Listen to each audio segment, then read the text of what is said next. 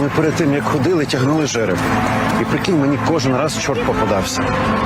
А я чогось, не знаю, чогось янголом хотів бути.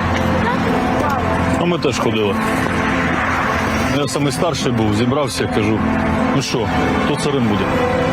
Мені кажуть, ну хто? Коля, ну ти. Ну так, ну цар. Гоголь, а ти ким хотів бути? Ким хотів бути? Шахтером. Ну давай, що ти? Добрий вечір. Ми з України.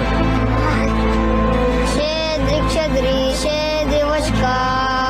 Прилетіла ластівочка, стала собі